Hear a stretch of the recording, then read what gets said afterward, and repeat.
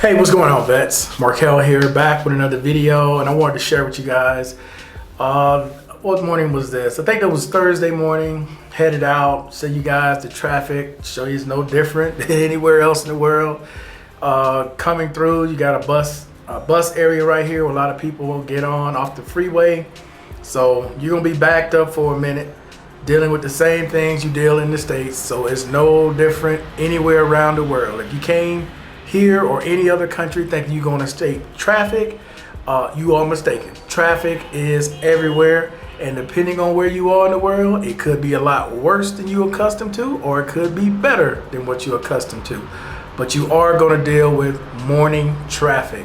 A lot of movement, not a lot of people moving around, and this is what it looks like. You know, this is the raw, real deal, or what it looks like at about 8:30, 9 o'clock in the morning here.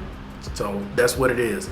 But anyway, though, I'm gonna take you guys along and I'm gonna show you some apartments that I looked at, and I'm also want to talk about a few questions that I got left behind. So I just want to show you guys the scenery first, and then we'll go ahead and get started. So a couple questions that were left behind, some fun questions as well. I'll start with those. So I had someone ask, am I a Steeler fan?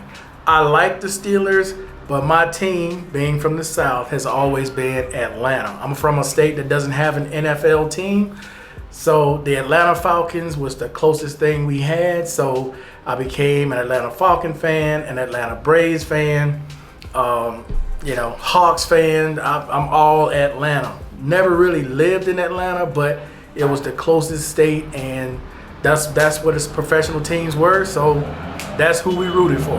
All right. So that's that question out the way. Let's move to another fun question, which was, if I had to pick a team that's probably gonna make the Super Bowl this year, I wanted to wait for Roll Call Saturday, but I'll go ahead and answer this and give everybody else an opportunity to answer it on Saturday. I still think the Chiefs are gonna make it out of the AFC, even though Texas has gotten a lot stronger with the recent trades, and we'll talk about that as well. As far as the NFC, that's going to be a tough pick out of there. You know, most will say San Francisco or Eagles. I don't know, man. I know it won't be the Cowboys, which is a good thing because I can't stand the Cowboys. But out of the NFC, man, that's tough. You know what? I'm going to stick with the 49ers. I think they're going to get the deal done with Ayuk, and they should be good to go. You know, they should be right back in the mix, right where they were last year. I really don't see anybody really competing other than the Eagles. The Bears should be better with Caleb Williams, but he's a rookie, so you shouldn't expect a whole lot from a rookie his first year, even though they got a good team. I think it's going to be back to the 49ers again, unless some kind of injury or something like that happens, all right? Okay, so another question I got, which was another fun question, is what other location, because I mentioned it in a live video that I did, Panama, man. Panama is very surprising. I've been looking into Panama, and I noticed there ain't a whole lot of riffraff going on in Panama. You got a few people who like stay in for a couple days, and I think that's mainly because of the pricing, which I like. The more I look at Panama, the more I'm starting to like Panama. It's not too far from where I am. Be a very short trip, probably less than an hour to get there. And then the apartments and everything, they look kind of similar to here, but they're a little bit more than what I'm looking at right now. The apartment you guys just saw, that apartment went for $1,400, but with the current exchange rate going down, all your bills are going to go up higher than what they were. So I had to factor it in, as this apartment I'm looking at right now is one I'm really considering. I didn't show you guys the rest in this video, but this one I'm getting ready to look at is about $1,600 with references. Without references, you're looking at about $2,000 to $2,100. Depends on the length of the lease you decide to sign. And if you don't have references, you would have to give first month, last month, a security deposit, cleaning deposit, and administration fees. When it came all out, you'd be out close to $8,000.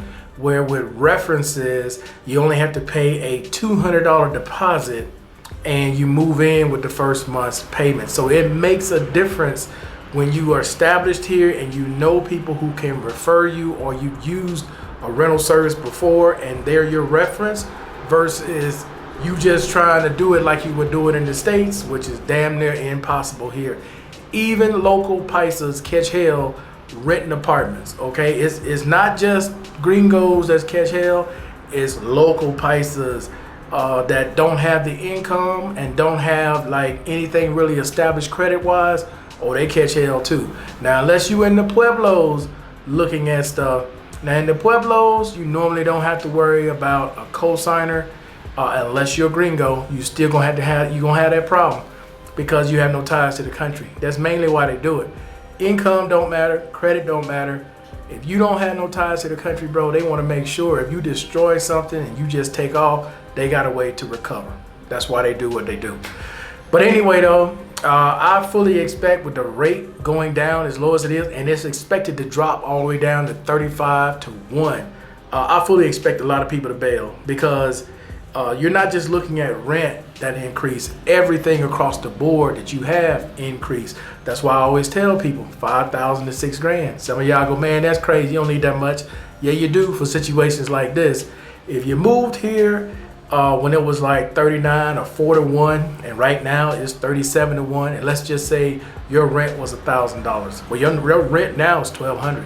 If your insurance was 120, your insurance is now 150 or 160. Your grocery bill was 200, it's more like 225 to 230. All of it adds up, and whatever extra you thought you were going to have at the end of the month, it has now been reduced significantly. So that's why I always tell people you need that cushion instead of having exact, because you're in a country where the peso fluctuates. All right, guys, so that's it. Hey, I appreciate everybody watching as always. Until the next time, guys, I'm out of here. Peace. Enjoy the rest of your day.